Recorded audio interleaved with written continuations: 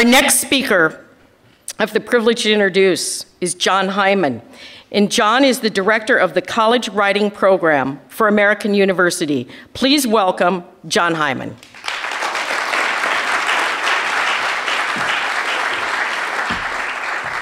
Talk about a tough act to follow. You guys were terrific. I want to read those papers. On behalf of the College Writing Program at American University, I'm happy to join you in this important work. And I'm glad that our student ambassadors are sitting front and center, because I hope the rest of you won't mind that I'm going to talk to them tonight. You can listen in, though. You guys are going to come to a conclusion very quickly that I have a keen awareness of the obvious, because I want to start with a couple of quite ordinary observations. The sorts of things that everybody in this room will agree with, the sorts of things that you hear all the time. Writing skills are important. It's increasingly true. We know that. 400 years ago, Francis Bacon observed something that has become a kind of slogan. He said, "Knowledge is power." And for most of those 400 years, that idea was undeniably true. But now a less catchy slogan would be more accurate, because everyone, more or less, has access to the same knowledge. There's a democracy of information. We carry it in our pockets on those phones. So it's what you do with the information now that sets you apart. We know this is the case when we talk to employers. Our Career Center reports this to us at American University all the time. Employers don't care particularly if we teach you how to produce a widget, if they're in the widget business. In fact, they don't even want us to try to teach you how to produce widgets, because they've got that under control. They can teach you that. But they don't have the time, patience, or expertise to teach you how to communicate about widgets. That's what this program and that's what these teachers are for. We know also the truth of it when we talk to teachers. You know, when we're in the hallway discussing our students, we don't turn to each other and say, "I just learned a new fact from that essay," or "I just learned what the capital of Bolivia is from something I read." Those conversations don't happen.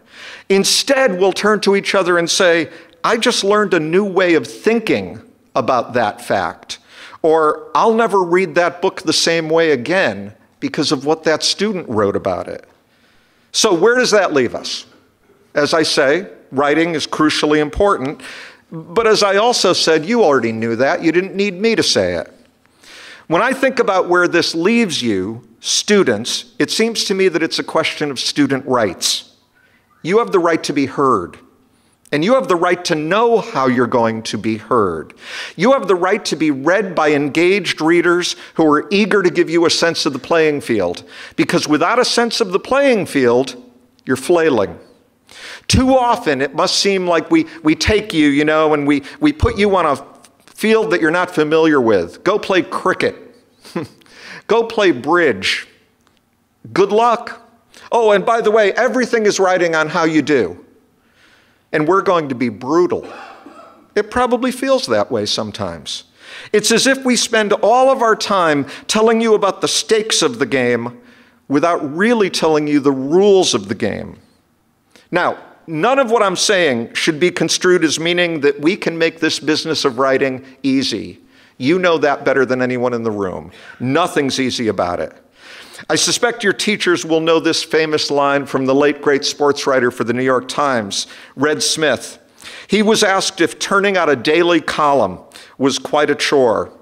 Smith replied, "Why, no, you simply sit down at the typewriter, open up your veins, and bleed." So it may sometimes feel to you as if your teachers, your schools, your world are asking you to bleed. And then, as if that weren't enough, we get together, you know, behind your back, and we judge the quality of the blood. We even ask you to bleed some more, though we call it revision. But even as we ask a lot of you in college, and we do, you should know that we're not going to leave you without support. A recent survey of students conducted by the National Council of Teachers of English concluded that high school students are anxious about college writing because they fear they'll be on their own when it comes to writing, research, information literacy. I can speak only for my colleagues at American University, but I can assure you that no one is thrown into the deep end. We don't work near you or at you or to you. We work with you. As I say, it's fundamentally an issue of student rights.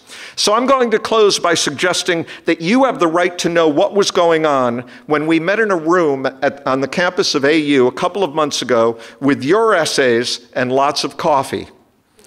I don't want to misrepresent matters. I don't want to exaggerate. Many of the essays needed work. But I will say this, in almost every case, we saw improvement over time. And the best moments of the afternoon were when one of us would break the silence in the room and say, "Did you guys know this? I didn't know this." Or, "You've got to hear this. I'd be happy if my AU students could write something like this." That's what we were saying behind your back that afternoon.